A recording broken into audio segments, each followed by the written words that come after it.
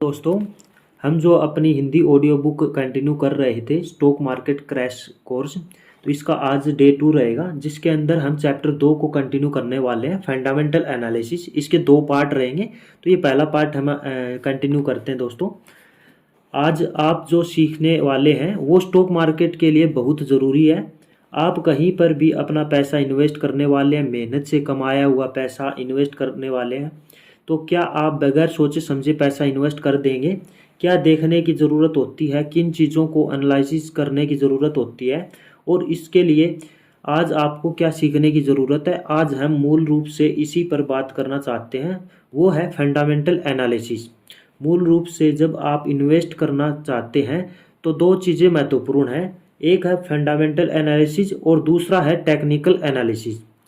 हम आने वाले कुछ चैप्टर्स में टेक्निकल एनालिसिस को भी विस्तार से सीखने वाले हैं, मगर अभी हम बात कर रहे हैं कि आप किस तरीके से किसी भी स्टॉक का फंडामेंटल एनालिसिस करें। चलिए ऐसे पेचीदा ना बनाते हुए आसान भाषा में बताते हैं कि फंडामेंटल एनालिसिस क्या है। सबसे पहले मुझे क्या देखना है? सबसे पहले यह देखना है कि जो भी चीज़ मैं खरीद रहा हूँ, क्या वो मुझे सस्ते में मिल रही है या महंगे में। अब इसका मतलब समझिए, वॉरेन बफेट बोलते हैं कि आप वैल्यू इन्वेस्टिंग करें। हाँ, लोग आपको ज़रूर कंफ्यूज करेंगे बड़े बड़े शब्द बोलकर। फंडामेंटल एनालिसिस में लोग आपको समझाएंगे कि आप वैल्यू इन्वेस्टिंग करो। अब वैल्यू इन्वेस्टिंग के लिए आपको बहुत वक्त लगाने की ज़रूरत नहीं है। वैल्यू इन्वेस्टिंग के लिए केवल आपको इतना समझने की ज़रूरत है कि मैं जो भी स्टॉक खरीद रहा हूँ उस स्टॉक की इंट्रिंसिक वैल्यू से ऊपर खरीद रहा हूँ या नीचे खरीद रहा हूँ। यहाँ पर ये समझिए कि 2 चीज़ें होती हैं, एक होती है वैल्यू और एक प्राइस। प्राइस वो है जो आप देते हो और वैल्यू वो है जो आपको मिलती है। यह सिर्फ स्टॉक मार्केट की बात नहीं है, कुल मिलाकर मैं बिजनेस की बात कर रहा हूँ। आप कहीं पर भी किसी भी चीज़ के लिए पैसा देते हो, चाहे वो गाड़ी हो या आप हेयर कट करवाते हो, आपने हेयर कट के लिए पैसा दिया है और आपको उसके बदले में वैल्यू मिली। अब आपको देखना है कि हमें उस हिसाब से वैल्यू मिली या नहीं मिली। किसी ने अपने हेयर कट के लिए 50 रुपये लिए और उसने आपको संतुष्ट कर दिया। उसने हेयर कट के बाद मुफ्त में आपकी मसाज भी की, बाल काटने से पहले शैम्पू भी किया। आपको लगा कि यार वैल्यू बहुत अच्छी दी है और 50 रुपये तो कुछ भी नहीं है। वहीं किसी ने आपसे 500 रुपये लेकर हेयर कट किए और उसने आपको संतुष्ट भी नहीं किया, आपको मज़ा भी नहीं आया, यहाँ तक कि हेयर कट भी बेकार हुआ। अब यहाँ पर आप बोलोगे वैल्यू नहीं मिली, तो ये हुआ वैल्यू के लिए एक रियल लाइफ से जुड़ा उदाहरण। मगर जब आप कुछ खरीदने जा रहे हैं, अभी हम स्टॉक की बात कर रहे हैं, तो उदाहरण के तौर पर आप कहते हैं कि गोल्ड खरीदने जा रहा हूँ। जब आप गोल्ड खरीदने की बात करते हैं तो आपको पता होता है कि आप एक बहुमूल्य धातु खरीदने जा रहे हैं। मान लीजिए आज 10 ग्राम गोल्ड की कीमत 50,000 रुपये है, जो आप 50,000 रुपये देकर गोल्ड खरीदते हैं। अब आपको कैसे पता चलेगा कि आपने महंगा खरीदा या सस्ता? तो ये आप नहीं जानते हैं ना। आपने पैसे दिए, आपको वैल्यू मिली, आपको गोल्ड मिल गया। एक चीज़ यहाँ पर है, यह है कि चूंकि आपको यह पता है कि गोल्ड का यूनिवर्सल वैल्यू एक ही है। हाँ, इसमें आजकल में थोड़ा बहुत उतार चढ़ाव देखने को मिल सकता है, लेकिन मैंने आज मगर 50,000 का गोल्ड खरीदा है तो वो 50,000 का बिक भी सकता है। स्टॉक के मामले में भी ऐसा है। इसलिए चलिए गोल्ड की इस जगह मैं रियल एस्टेट का उदाहरण ले लेता हूँ। अब आपको समझ में आएगा, आपने 1 करोड़ रुपए की कोई प्रॉपर्टी खरीदी। अब वो प्रॉपर्टी 1 करोड़ रुपए की है या नहीं, यह कैसे पता लगेगा? गोल्ड तो सबके पास है, किसी भी सोनार के पास आप जाएंगे तो वहाँ पर आपको एक ही कीमत मिलेगी, मगर जैसे ही आप रियल एस्टेट खरीदने जाते हैं तो चीज़ें बदल जाती हैं। आइए समझते हैं कैसे। आप एक प्रॉपर्टी 1 करोड़ की ले रहे हैं। अब आप कहेंगे कि यहाँ पर बहुत सारी चीज़ें मायने रखती हैं। आप लोग कहोगे कि लोकेशन मायने रखती है। उसके बाद मान लीजिए आपने कोई फ्लैट ली है तो यह सवाल उठ गया कि कंस्ट्रक्शन कैसी हुई है, उसका एरिया मायने रखता है, बहुत सारी चीज़ें मायने रखती हैं। अब जो बहुत सारी चीज़ें मायने रखती हैं, उन बहुत सारी चीज़ों की ही एनालिसिस आप करके आप प्रॉपर्टी खरीदते हैं। हमें पता लगता है कि मैं 1 करोड़ रुपए दे रहा हूँ तो उसके बदले में मुझे वैल्यू क्या मिल रही है, और फिर उसके बाद आप क्या करते हो कि सब कुछ देखने के लिए बाद फिर पीयर कॉन्फ्रेंसिंग करते हैं। तो पीयर कंपैरिजन क्या होता है, वैसे ये हम स्टॉक मार्केट में भी करते हैं।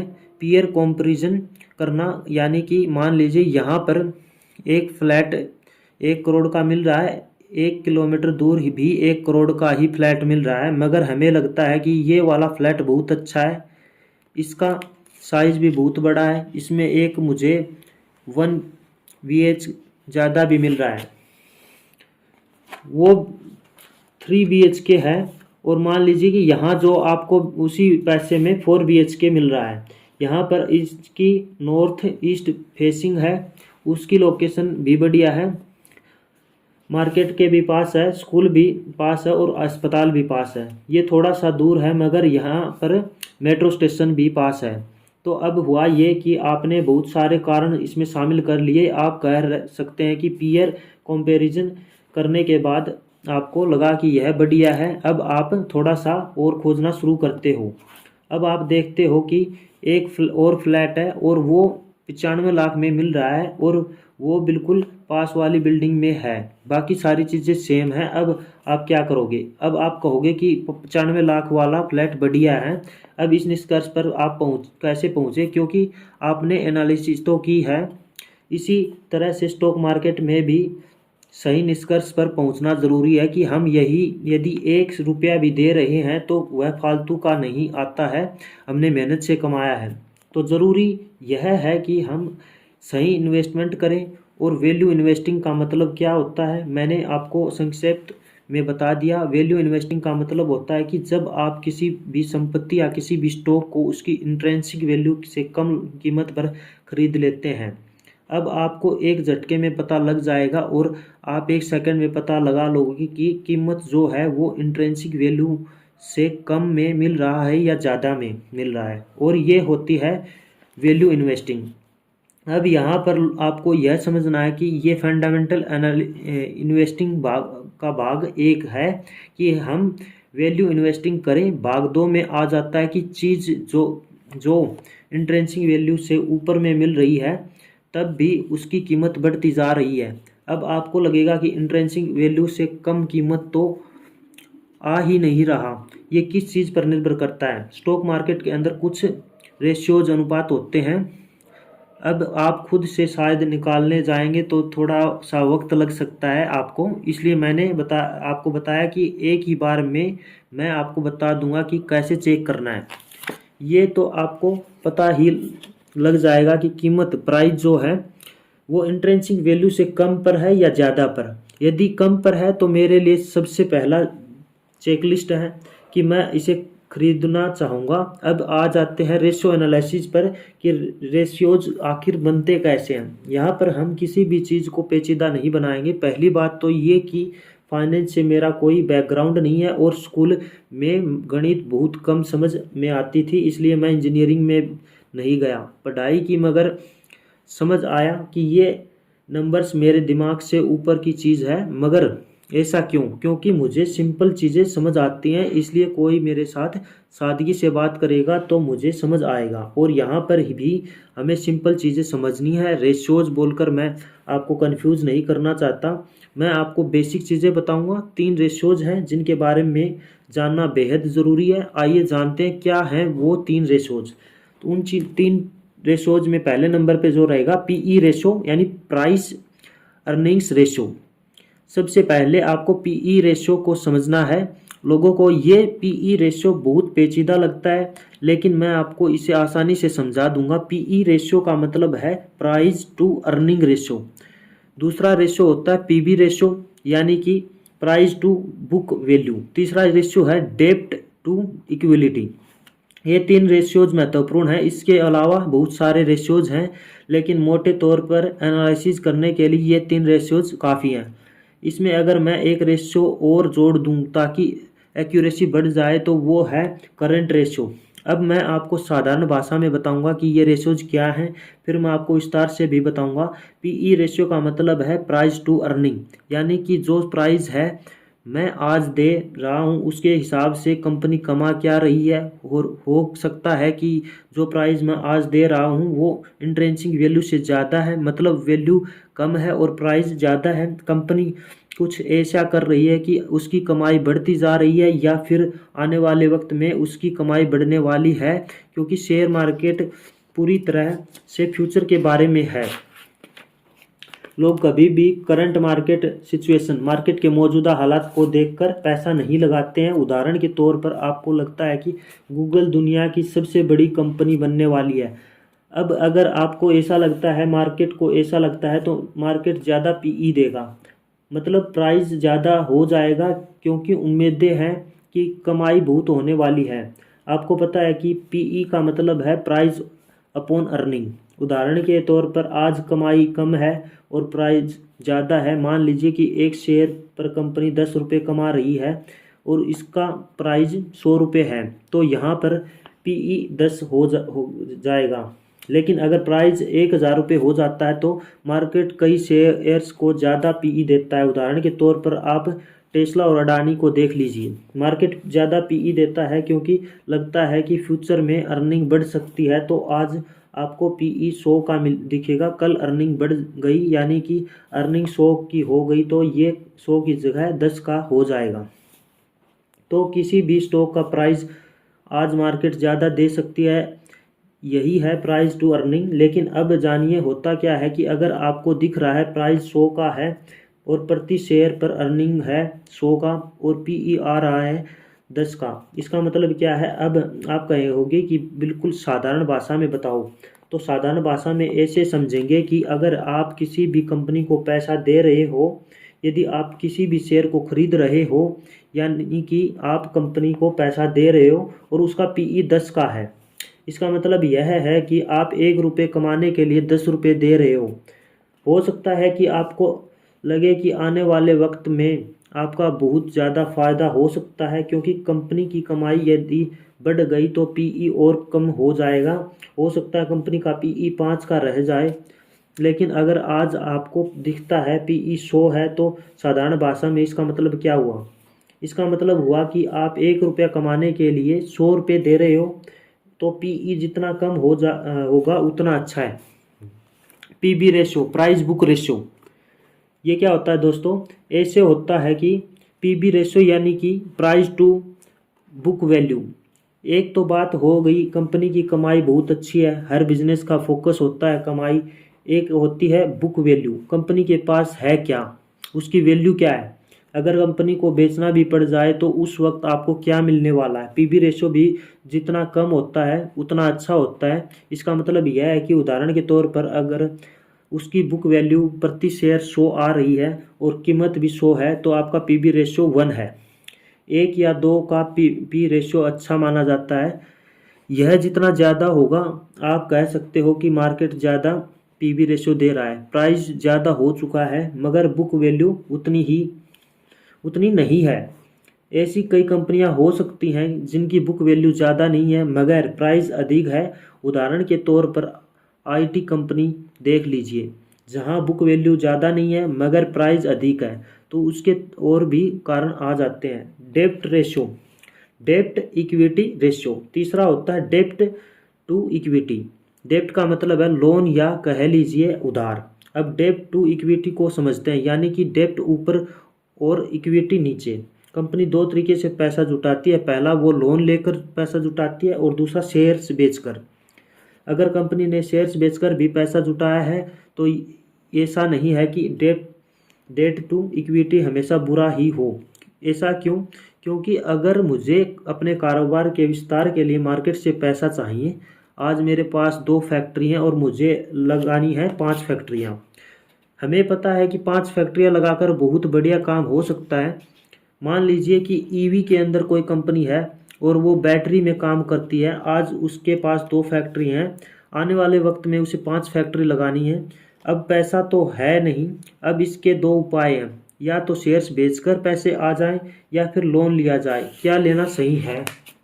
आप कहोगे कि ये तो निर्भर करता है, लेकिन ये इस पर निर्भर करता है कि हमेशा डेप्ट सस्ता मिलता है और इक्विटी देना महंगा होता है। आज आप देख रहे हैं कि स्टार्टअप कल्चर चल रहा है, हर किसी को इक्विटी के बदले पैसा मिल जाए, फंडिंग मिल जाए। मूल रूप से शुरुआत में लोन मिलेगा नहीं, और अगर इक्विटी के बदले पैसा दे रहे हैं तो हुआ ये कि आज देखिए जिन कंपनियों को अपने ऊपर बहुत अधिक भरोसा होता है वो अपनी इक्विटीज जल्दी देती नहीं है। उन्हें पता है कि हम बढ़िया कर रहे हैं। उदाहरण के तौर पर जीरोधा को ले लीजिए। आप में से कई लोगों ने जीरोधा पर अपना डीमैट अकाउंट खोला होगा, जो जीरोधा ने इक्विटी दी ही नहीं। अगर काम को बढ़ाने की ज़रूरत होगी तो लोन ले लेंगे। तो ये मैं आपको क्यों समझा रहा हूँ। लोग कहते हैं डेट टू इक्विटी रेशो कम होना चाहिए, मैं भी यही बोल रहा हूँ कि कम होना चाहिए। कंपनियों ने पहले ही इक्विटी देकर पैसा लिया हुआ है, फिर वो और अगर लोन ले रही हैं तो वो थोड़ा सा गलत है। लेकिन डेप्ट लेना भी गलत नहीं है। अगर डेप्ट के पैसे को चुकाने की क्षमता है तो लोन सस्ता पड़ेगा। उदाहरण के तौर पर अगर आपने जीरोधा पर अपनी अभी एक डीमैट अकाउंट नहीं खुलवाया है तो मैं लिंक उपलब्ध करा दूंगा, आज आप भी जाकर अपना डीमैट अकाउंट खुलवा सकते हैं। अगर आपको शेयर मार्केट में इन्वेस्ट करना है या फिर ट्रेडिंग करना है, या आपको डीमैट कम ट्रेडिंग अकाउंट चाहिए तो जीरोधा मार्केट लीडर है, आप अपना अकाउंट ओपन करा सकते हैं। अब आते हैं डेब्ट टू इक्विटी पर जिसकी हम बात कर रहे थे। अगर किसी कंपनी का डेब्ट टू इक्विटी रेशो आपको 2, 10 या 20 का दिखता है तो इससे क्या पता लगता है। एकदम आसान भाषा में बात करेंगे, इससे ये पता लगता है कि कंपनियां ने 2 गुना लोन लिया हुआ है। जितना उसने इक्विटी से पैसा उठाया हुआ है, लोन भी उतना ही लिया है, तो लोन से भी डबल पैसा उठाया हुआ है। 10 है तो 10 गुना उठाया हुआ है इक्विटी की तुलना में। पैसा दोनों से उठाया हुआ है, लेकिन इक्विटी की तुलना में लोन अधिक लिया हुआ है। लेकिन लोन लेना हमेशा बुरा भी नहीं होता है, ये मैं आपको बता रहा हूँ। देखना यह है कि लोन का पैसा चुकाने की क्षमता है, कितनी क्षमता है।